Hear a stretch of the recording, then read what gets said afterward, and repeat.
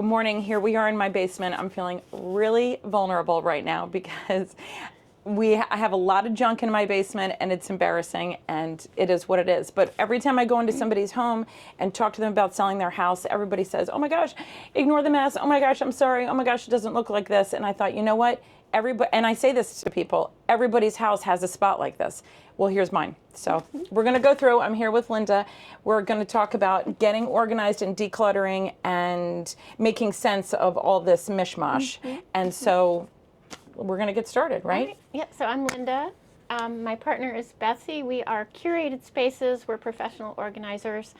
And we specialize in helping people move or get ready for move. And if you consider life, you should always consider, I'm going to move at some point.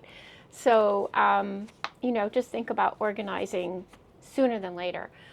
Also, everybody says to us, is this the worst you've ever seen? And it's not. It's not. It's just normal. I mean, life is busy and there should be no shame or there should be no guilt about not being able to get to this. I mean, that's why companies like ours exist, because people don't have time. You're very busy. You have a full life. You have your own business.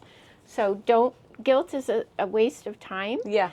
And this is completely controllable. Awesome. It's just that, you know, life happens and stuff gets mixed up. I sort of feel like the basement or that extra room in everybody's house becomes like the junk drawer, but it's amplified, and that it happens. Even people who don't have, households that don't have two careers with the adults going on, like it just happens. So it absolutely does. And there's a way to tame the clutter. Yeah. And it's important to actually get rid of stuff that it's not serving a purpose in your life.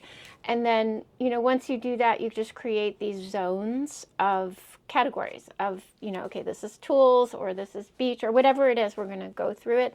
But once things have a place to go, then it can be maintained in a neat way. And you can find things. Right. And you won't end up like, for instance, buying 3 jars of cinnamon or, you know, so like when you work with us, we'll go through, let's say you have extra food over there. We'll see how much you have of what, you know, and you might be surprised. Oh, I have 10 bags of rice left over from the pandemic. I didn't realize it's taking up space. So gotcha.